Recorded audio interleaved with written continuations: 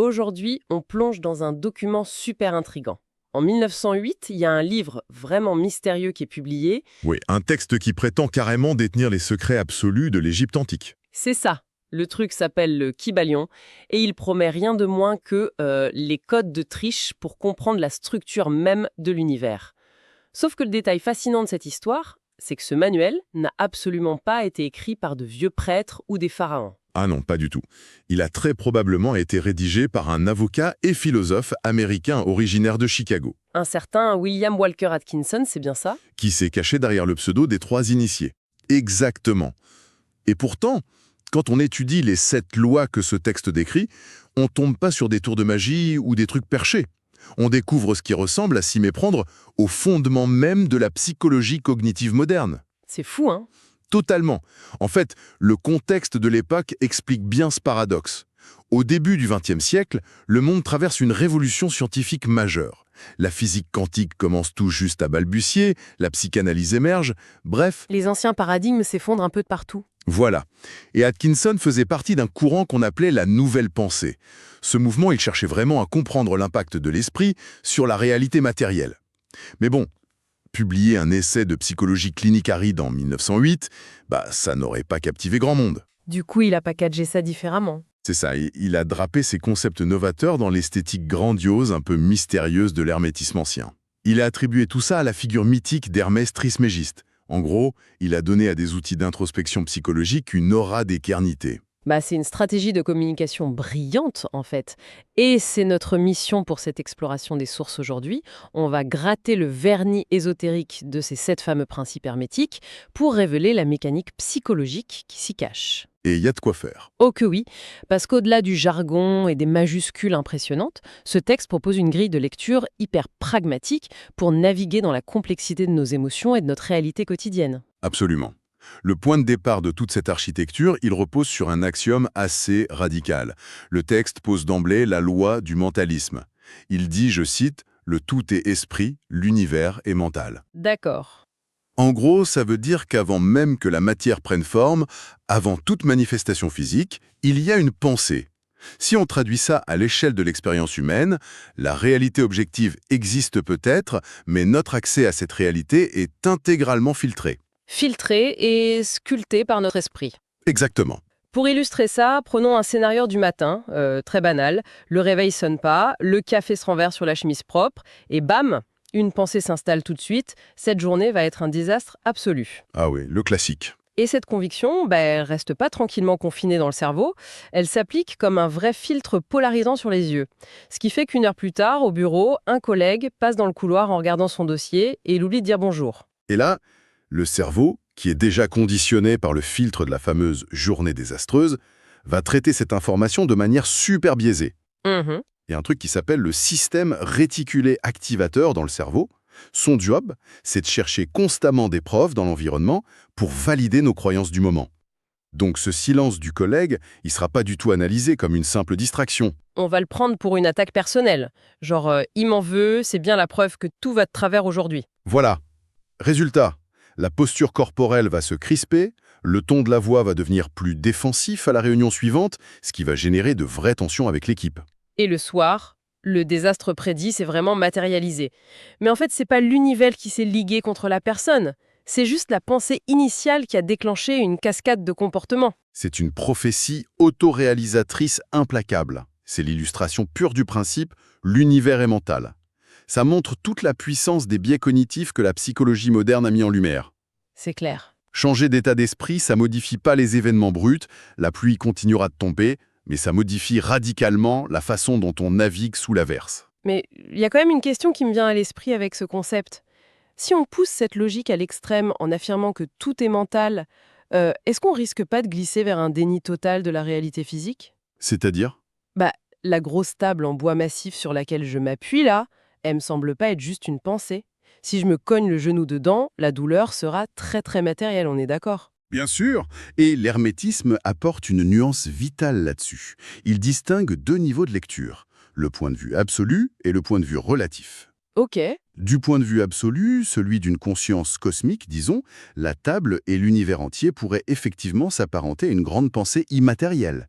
Mais du point de vue relatif, Donc à notre échelle humaine. voilà, à l'échelle de notre condition, la matière est indéniablement réelle et soumise à des lois physiques intraitables. Le texte ne prétend pas que la matière n'existe pas. Il dit simplement qu'elle est la manifestation la plus dense, la plus figée de cette énergie primordiale qu'il appelle l'esprit. D'accord, mais si notre intériorité mentale et le monde physique sont faits de la même étoffe, à la base, il doit bien y avoir une loi qui gère leur interaction. Comment le chaos d'une pensée se traduit concrètement dans la matière. Voir le microcosme qui reflète le macrocosme. Exactement. Ça suggère que les mêmes dynamiques opèrent à toutes les échelles. Ce qui se passe à l'intérieur de notre psyché finit toujours par déborder et se refléter dans notre environnement matériel immédiat. C'est très parlant. Prenons quelqu'un qui traverse une grosse période de surmenage. L'esprit est saturé d'angoisse, il y a plein de tâches inachevées, c'est la perte de repères. Très vite, sans même qu'il le veuille consciemment, son espace physique va se synchroniser avec cet état. Ah oui, ça rate jamais. L'appartement devient un champ de bataille, le bureau croule sous la paperasse, la boîte mail est un gouffre, le désordre matériel devient la photographie exacte du brouillard mental. Et la psychologie environnementale étudie ça de très près aujourd'hui. Un environnement chaotique, ça charge notre cognition. Le cerveau perçoit chaque objet hors de sa place comme une tâche inachevée. Ce qui maintient le taux de cortisol est super élevé, j'imagine. Tout à fait. L'immense avantage de ce principe de correspondance, c'est sa bidirectionnalité. Puisque les deux plans sont en miroir, agir sur la matière physique permet de débloquer le mental. Ah, donc ranger son bureau, ça devient un acte thérapeutique en fait. En imposant une structure à l'environnement extérieur, on envoie un signal neurologique d'ordre à l'environnement intérieur. C'est littéralement ça. Le geste physique de trier force le cerveau à organiser ses propres pensées. Mais ce pont constant entre l'intérieur et l'extérieur, il nécessite un langage commun. Et les auteurs soutiennent que ce langage, c'est le mouvement. C'est le principe de vibration. Rien ne repose, tout vibre. Formuler ça en 1908, c'est quand même assez remarquable, juste quand la physique quantique et l'étude de l'agitation thermique commençaient à peine à exister. C'est clair, l'idée c'est que la matière la plus dense n'est qu'une forme d'énergie avec une fréquence vibratoire extrêmement lente. L'analogie des pales d'un ventilateur illustre ça super bien, je trouve. À l'arrêt, les pales sont denses, opaques, bien matérielles, mais si tu lances le moteur à pleine puissance, l'hélice disparaît presque. Oui, elle devient un disque flou, presque transparent. Exactement, au point qu'on croirait qu'elle n'est plus matérielle. Pourtant, la nature de l'objet n'a pas changé d'un iota. C'est uniquement l'accélération de son mouvement qui modifie notre perception de sa densité. Et quand on applique cette mécanique vibratoire à la psyché humaine, ça ouvre des perspectives folles. Nos états mentaux et nos émotions ont leur propre fréquence. Une angoisse sourde ou une vieille rancune, ça vibre à une fréquence très différente d'un sentiment d'enthousiasme. C'est un concept qui résonne beaucoup dans notre expérience sociale de tous les jours. Il y a des fois, t'ouvres la porte d'une pièce et tu ressens une lourdeur écrasante. Et tu découvres que deux personnes viennent juste de se disputer violemment. Le silence est total, mais l'atmosphère est chargée. La fameuse ambiance coupable au couteau. Voilà. Et à l'inverse, si tu rejoins un groupe qui vient de taper un grand éclat de rire, tu ressens une sensation de légèreté immédiate. Les neurosciences l'expliquent par le biais des neurones miroirs et de la contagion émotionnelle. Les micro-expressions, la tension musculaire, même la dilatation des pupilles envoient des signaux invisibles. Et notre cerveau capte ces vibrations corporelles pour synchroniser notre propre état. C'est ça. Si nos émotions agissent comme des fréquences radio, alors on capte et on attire naturellement les situations qui émettent sur la même longueur d'onde. Mais du coup, on se retrouve face à un sacré défi pratique. Comprendre que nos émotions sont des fréquences, c'est bien beau, mais comment on modifie cette fréquence quand on est enlisé dans un sale état de forme ? Dire à quelqu'un « change ta vibration », c'est un peu inutile si on ne lui donne pas le mode d'emploi. Bien sûr, et ce mode d'emploi, il se trouve dans la loi de la polarité. Tout est double. Ça veut dire que les choses qui semblent opposées sont en réalité identiques en nature. Elles diffèrent juste en degrés. Comme un thermomètre, en fait. L'exemple parfait. Le chaud et le froid, ça n'existe pas comme deux éléments distincts qui se font la guerre. Il n'existe que l'énergie thermique. Le froid, c'est juste l'absence relative de chaleur sur un spectre continu. Et le Kybalion affirme que ce spectre thermique s'applique à l'identique à nos émotions. Ah oui, la frontière entre une immense sympathie et une antipathie féroce, c'est exactement ça. Une relation amicale très intense peut, suite à une trahison, basculer en un instant vers une haine viscérale. Exactement. Et c'est pas parce que le cerveau a rangé l'amour dans un tiroir pour en ouvrir un autre rempli de haine. C'est le même curseur d'attachement émotionnel avec la même intensité qui a juste violemment glissé d'un bout à l'autre du spectre. D'un point de vue psychologique, c'est prodigieux. Quand une émotion douloureuse nous submerge, notre réflexe de survie, c'est souvent d'ériger un mur, d'essayer de l'écraser ou de la supprimer. Or, la philosophie hermétique avertit que cette stratégie est vouée à l'échec total. La suppression détruit la vitalité. L'objectif, c'est de pratiquer l'art de la polarisation. Faire glisser le curseur sur la même ligne. C'est ça. La peur paralysante n'est pas l'ennemi du courage, c'est son degré le plus bas. L'énergie de la peur contient le germe de la prudence qui, une fois transformée, devient la vigilance du courage. Ça me fait penser à un barrage hydroélectrique face à la colère, qui est une émotion avec une énergie cinétique colossale.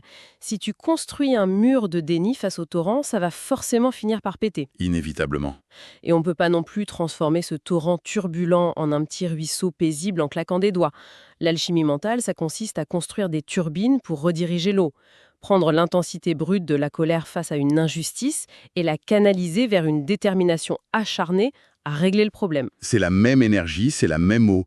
Il n'y a que la polarité de l'application qui a changé. Cette maîtrise permet vraiment de reprendre les commandes de sa météo intérieure.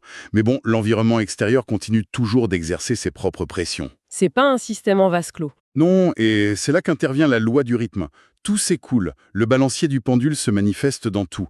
Le mouvement de la vie n'est pas une belle ligne droite ascendante, c'est une succession de cycles. L'inspiration, les saisons, l'histoire des civilisations avec leurs apogées et leurs déclins. Et à l'échelle de notre quotidien, c'est le mécanisme derrière l'inévitable coup de blues après une réussite.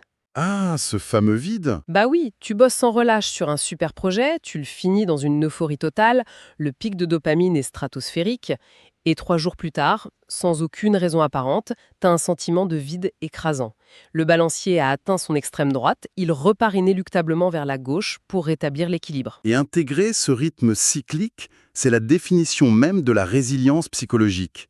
Souvent, la souffrance vient pas du creux de la vague lui-même, mais de la résistance acharnée qu'on y oppose. C'est tellement vrai. Accepter que la tristesse, la fatigue ou la baisse de motivation sont juste des phases naturelles d'un cycle de récupération, ça désamorce complètement la panique.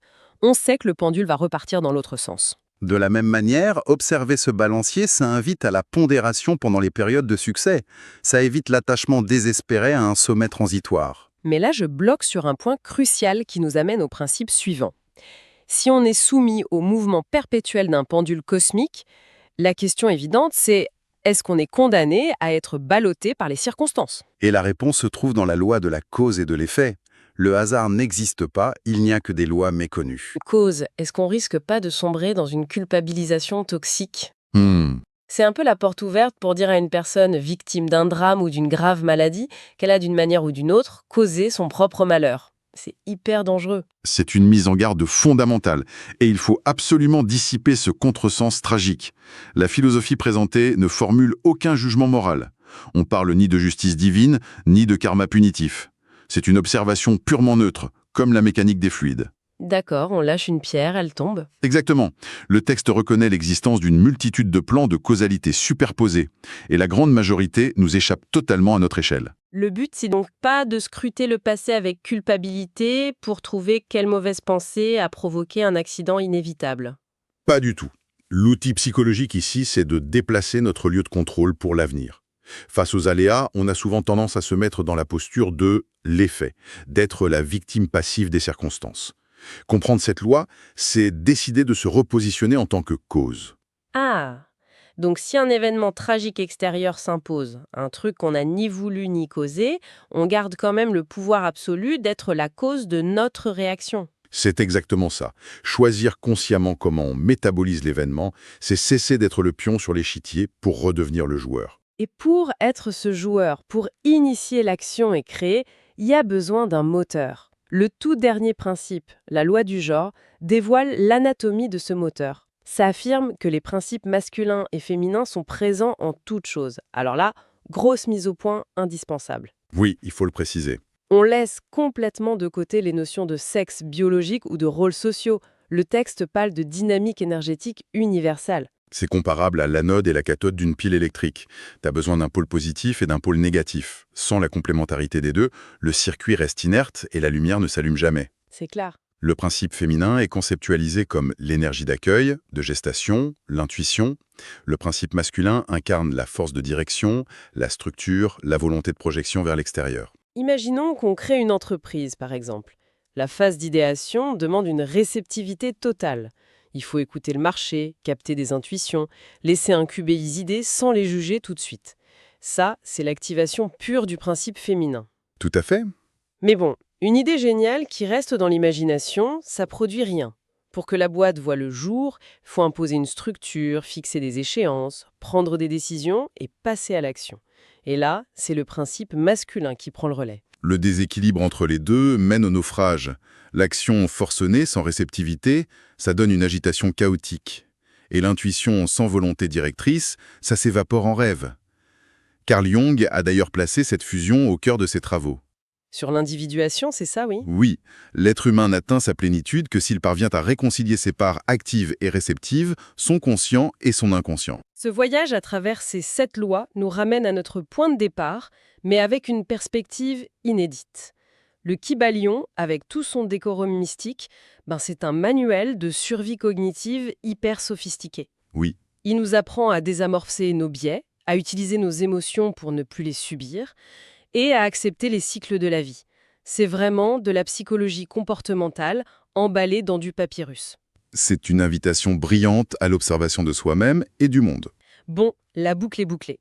Mais avant de terminer, j'aimerais revenir un instant sur le tout premier pilier, le mentalisme. Je t'écoute.